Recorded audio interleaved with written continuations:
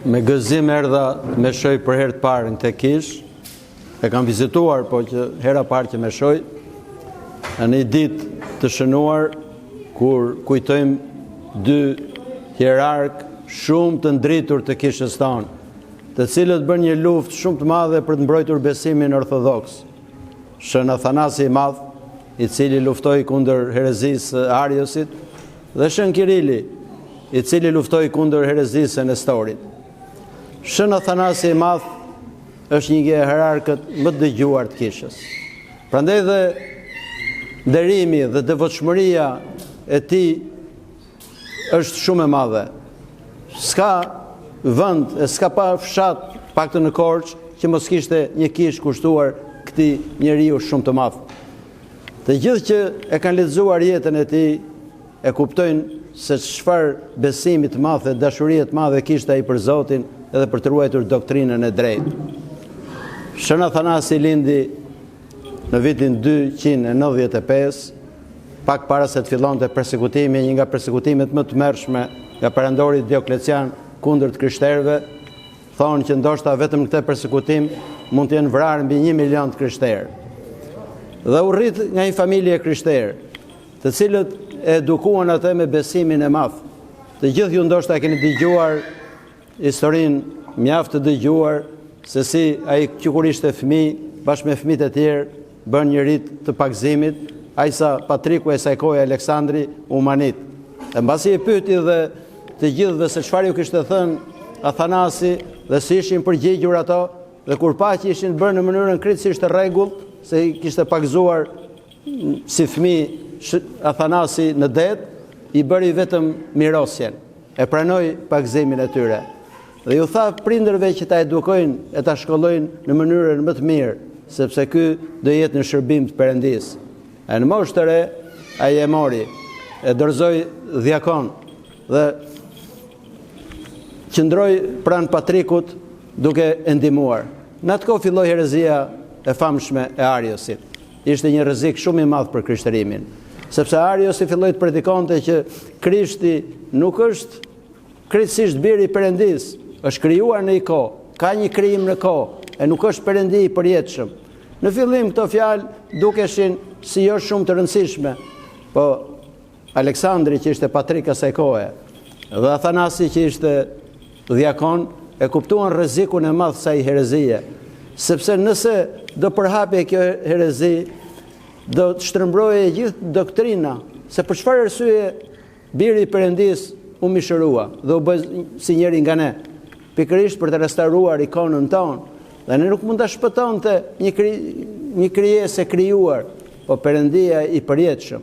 Dhe debati i madh që u krijua ndërmjet arianëve dhe ortodoksëve e ndau perandorinë dhe përçarje shumë e madhe, grindje, luftra, dhe perandori Konstantin thirrri një sinod, në cilin u dënua doktrina e Ariosit dhe Shën Athanasi u kthye fitimtar në Aleksandri. Kur ndroi jetë Aleksandri, Patriku Aleksandris, i gjithë populli, i gjithë klerikët zgjodhën si Patrik Shën Athanasi. Por betejë nuk ishte mbaruar. Ariosi dhe shumë njerëz të tjerë që përkranin këtë doktrinë filluan të shpifnin e të krijonin vështirësi shumë të mëdha, sepse ndodh gjithmonë kjo gjë. Nëse njëri do jetojë në mënyrë të devotshme me Krishtin Jesu, shkruan Shën Pavli, do persekutohet. Njerëz të ndryshëm, nga zelia, krenaritë e tyre boshe, nga ambicjet e tyre, do fillojnë dhe të përhapin shpifje të tmerrshme kundër shumë njerëzve. Shën Athanasi është një nga hierarkët që është shpifur më shumë, së bashku me Shën Jan Gojartin e me Shën Nektarin e Pentapojës. Dhe përse Zoti lejon që njerëzit kaq të shenjtë të drejtë të shpifen? Këtë pyetje bën Shën Jan Gojarti dhe i përgjigjet përsëri vetë, për dy arsye thotë. Nëse kanë mëkate, do ju falen mëkatet të mëdha. Nëse s'kan, do marrin një shpërblim shumë të madh, që do thotë në të dy rastet këto njerëz do dalin të fituar nëse e përballojnë sipas mënyrës së Perëndisë. I bën nga akuzat maqesharaket dhe akuzat më të rënda. 4 akuza mund të ishin që mund të dënoheshin me vdekje. Thanë që ky njeri ka dërguar njërin, i cili ka shkuar në një fshat që ishte një prift me letianët, shkurtimisht po e them, meletianët ishte një grup skizmatik të cilët mbas mbarimit të persekutimit nuk pranonin që ata njerëz që kishin rënë gjatë persekutimit, e ndoshta kishin mohuar Krishtin dhe ishin penduar e donin të kthenin, meletianët nuk i pranonin më. Po Patriku asaj kohe, Petro, së bashku me gjithë hierarkët më të rëndësishëm të kishës ortodokse në atë kohë, e dënuan këtë herezi tjetër, sepse të gjithë njerëzit mund të mëkatojnë, po gjithmonë qëndron edhe pendimi. Zoti i thot Pjetrit, që kur e pyet që sa herë duhet ta falin deri në 7 herë, i thot jo, thot për 7 herë 70. Nëse njeri pendohet, kisha gjithmonë e pret përsëri. Nuk mund të vendosim në një mur, mos lejojmë njerëzit pse kanë mëkatuar. Kush është ai njeri që nuk ka mëkatuar? E kush është ai njeri që ka mëkatuar e nuk do që të falet nga Perëndia? Prandaj dhe meletianët krijuan një kishë të dy fish në Egjipt në atë kohë. Krijuan hierarkinë e tyre dhe gjithçka tjetër. Dhe një akuzë që i bën, pasi meletianët u pranuan nga sinodi i parë ekumenik, cilët erdhën dhe u penduan për ato që kishin predikuar, akuza ishte që një prith që kishte dërguar Shën Athanasi, kishte goditur me shkelm potirin e shenjtë, kishte thyer gjithë enët e shenjta, kishte prishur kishën, e këto ishin akuza shumë të rënda, po ishin shumë lehtë për të vërtetuar. Akuza e dytë që ishte akoma dhe me rënd, e akuzuan sikur ky kishte përdhunuar një grua. Edhe kishin paguar një grua që kishin gjetur gjithë to armiqtë e Shën Athanasit, duke i thënë që del dhe thua në sinodin që do mbajmë në gjykatën dhe ne do t'japim një shumë të madhe paras. Po në atë kohë nuk ishte epoka digjitale që njihen me fotografi, ajo grua nuk e njihte fare. Edhe Shën Athanasi nxori një peshkop tjetër, i cili tha, grua tha, kur të kam takuar në ty? Ai filloi të bërtiste, ja ti e thot se të njoh shumë mirë. Dhe u zbulua që ishte një mashtrim i madh. Por armiqt nuk pushonin përsëri, vazhdimisht përhapnin thashë theme, e akuzuan sikur kishte shpërdoruar paratë e kishës, e kishte mbledhur thot enë të arta dhe arë shumë të madhe dhe kishte fshehur diku në shkretir, sepse ata e dinin që Shën Athanasi shpeshherë shkonte në shkretir, sepse ishte një nxënës i Shën Antonit të madh dhe rrinte vazhdimisht me murgjit, që donte ai parat, ai ishte asket, çfarë do i donte atë gjë, por njerëzit këto gjëra mund t'i besojnë. Për çdo njeri që të shpifet, për punë parash, për njerëz do e besojnë. Dhe gjyqi u mblodh, u diskutuan gjithë këto gjëra, u bën disa hetime dhe u panë që Shën Athanasi s'kishte asgjë në vendin ku banonte, vetëm disa rroba të vjetra. Dhe akuzë një tjetër shumë e rëndë ishte që e akuzuan që kishte vrarë një peshkop me emrin Arsen dhe kishte prerë dorën e tij të majtë dhe me atë dorë bënte magji. Dhe erdhën në gjyq shumë të madh që për magjinë atë kohë mund të dënoheshe me vdekje dhe peshkop dhe klerik që ishin kundërshtar të Shën Athanasit morën dhe kishin gjetur një dorë të prerë diku dhe sollën në gjyq. E madje duke bërtitur me zë të madh në gjyq, thonin Athanas thot, nuk mund ta mohosh këtë krim që ke bërë e këtë dorë që ke prerë. Po gjyqi zgjati shumë dhe Shën Athanasi kishte dërguar njerëz të ndryshëm për ta gjetur Arsenin. Dhe e gjetën që ishte në manastir dhe e sjell në gjykat. Ku erdhi në gjykat, i tha, shikojni thot ku e keni Arsenin, se e njihni të gjithë. Shikojni thot që i ka të dy duart. Ato u larguan të turpëruar. Po përsëri mbas sa kohësh i bën një akuzë tjetër. I thanë që kishte penguar grurin që të shkonte nga Egjipti në Konstantinopol për të ngjallur kryengritje kundër perandorit. Në atë kohë ishin akuza shumë të rënda, se një kryengritje kundër perandorit dënoheshe me vdekje. E megjithatë e vërteta përsëri doli dhe Perëndia e shpëtoi. Por u persekutua jashtëzakonisht shumë, nga 46 vite që qëndroi si episkop, 17 vite ishin në internim. E sulmuan, e shan, e shpifën, çfarë nuk thanë për të, e megjithatë e vërteta përsëri triumfoi. Pse vjen shpifja nga njerëzit? Vjen nga zelia dhe nga çmira. Po pse është çmira dhe zelia? Vjen nga krenaria boshe, sepse vetëm krenarët shpifin. Njëri që është i përunjur nuk shpif kundër të tjerëve. Dhe shpifja është një mëkat shumë i madh. Shënë Jan Goarti thonte që shpifsi është më keq se kanibali, se kanibali ha vetëm mishin, po shpifsi përpiqet të hajë dhe shpirtin tënd, sepse shumë njerëz nga shpifja mund të kenë kaluar në dëshpërim, ose janë bërë si ai që shpif. 3 rruga kur njerëzit përballen me shpifjen. E para dhe e dyta janë njerëzore, që ai shpif një herë për ty, ti fillosh shpif 2 herë për të, edhe bëhesh si ai. E dyta është që ka lënë dëshpërim.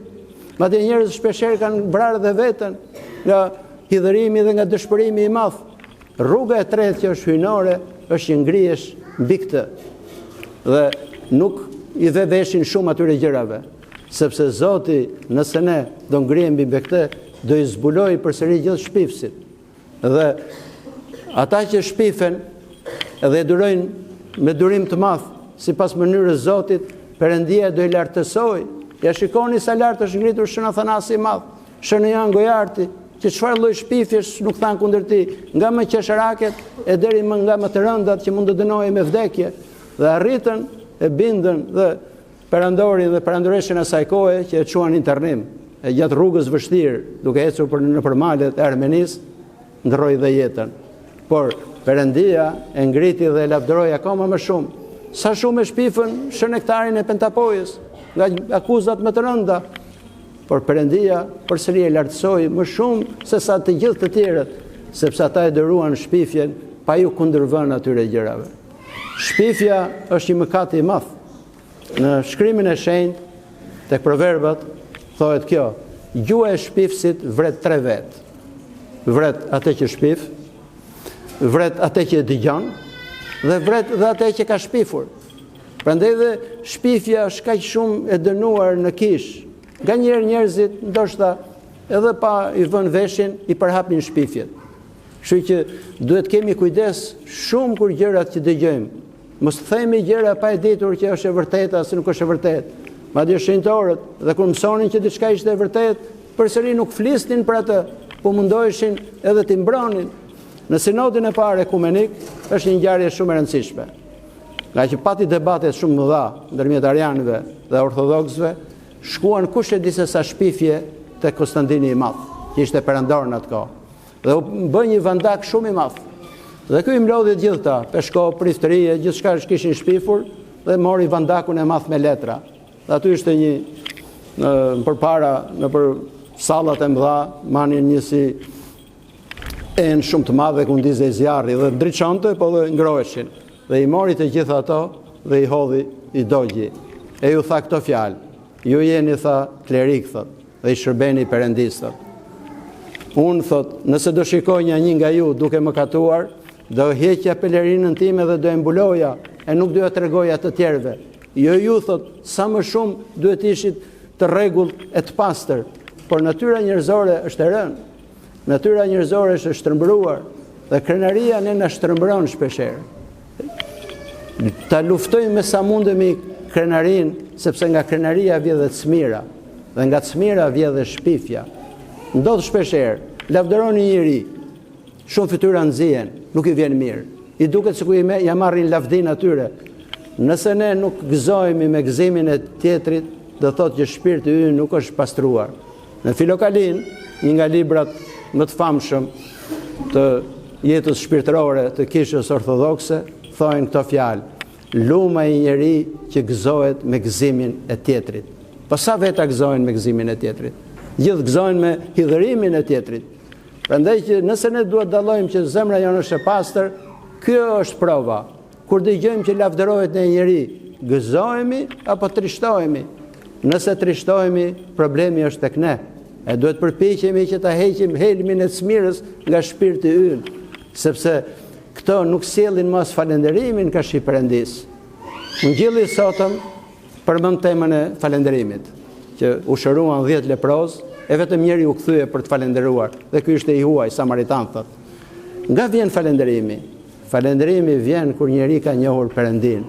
Është e pamundur që të njohësh Perëndin e mos t'jesh falënderues ka shi atij. Dhe nëse ne nuk e ke njohur Perëndin dhe jemi krenar, nuk kemi falënderim, po kemi ankime. Gjithë njerëzit sot ankohen. E sot jetojmë në ikone që po su ankove, ndoshta do mendojnë njerëzit që nuk je mirë nga mend. Sepse gjithë ankohen për çdo gjë. Ankimi është përshpërima e të ligut, që do thotë që nuk ka të mirë më, gjithë janë prishur, gjithçka është e keqe. Nuk është nga Perëndia. Një njeri që do Perëndin ka dhe falënderimin në shpirt. Shenjtorët falenderonin madje edhe kur persekutoheshin. Madje një nga lumërimet kjo gjë është, lumë thot ju thot, kur do ju shajnë, do ju poshtërojnë, e do ju persekutojnë, e do thonë çdo fjalë të keqe kundër jush për emrin tim, sepse e madhe do jetë paga juaj, na thot Zoti në Ungjil, tek lumërimet. Nuk duhet trembërmi kur njerëzit shpifin kundër nesh. As mos u trishtoni kur thon diçka. Nëse do e përballoj me besimin tek Perëndia, ajo do kthehet në të mirën tonë. Një shenjë shumë i madh, Shën Nikolau i Orit, ka një lutje shumë të bukur. Kushdo që mund ta gjej, ta lexoj. E lutja titullohet kështu: O Zot, beko armiqtë e mi. Në fillim duket si e habitshme kjo gjë, por kur e shtjellon lutjen ai fillon dhe kupton pse. E thot këtë gjë: sa herë më kapte mendimadhësia, e mendoje se isha shumë i madh, armiqtë thot më ulin poshtë në tokë. Dhe nuk e di kush më ka ndihmuar më shumë, miqt apo armiqt. Shpifja nuk do të dëmtojë ne nëse do kemi besimin tek Perëndia, madje do forcojë shpirtin tonë, do na pastrojë, e do arrim atë fazë që të bëhemi të ngjashëm me Perëndin, se do i duam dhe armiqt tanë. Si përfundim do ju tregoj një ilustrim, e kam treguar këtë histori për këtë gjë. Shën Pajisi i Madh ishte një shenjtë jashtëzakonshëm. E donte Krishtin jashtëzakonisht. Dhe për dashurinë e madhe që kishte për Krishtin, Krishti i premtoi që lipsani jot nuk do prishet. Dhe mbas 1700 vjetësh, lipsani i tij është i paprishur. Është në një manastir në shkretirën e Nitris, një manastir kushtuar Shën Pajisit të Madh. Dhe ka një histori. Një nga nxënësit e tij e mohoi Krishtin. E mohoi madje edhe filloi të fliste kundër krishtërimit. Shën Pajisi lutej çdo natë për të. Dhe mbas një viti, Krishti u shfaq dhe i tha: Pajis, po lutesh për një nga armiqtë e mi? E i përgjigjet: po, Zot, të lumë Pajis, po bëhet i ngjashëm me mua. Gjë që do thot, nëse ne ka përcejmë urrejtjen, inatin, është gjithçka tjetër, e do duam dhe ata që na shajnë, jo ato që na lavdërojnë, do thot që jemi të bërë të ngjashëm me Perëndin. E ky është kulmi i zhvillimit shpirtëror të një krishteri, i cili nuk ka më urrejtje në shpirt. E njëri që s'ka urrejtje, as nuk shan njëri, as nuk shpif kundër tjerëve, as nuk ka zili për të tjerët, madje gëzohet me gëzimin e tjerëve. Le të mundohemi të kemi këto virtute, sepse ne pastrojmë shpirtin tonë, do ndriçohemi, e duke u ndriçuar do shpëtojmë veten tonë dhe jo vetëm tonë, por edhe shumë njerëz që janë rrotull nesh. Amin.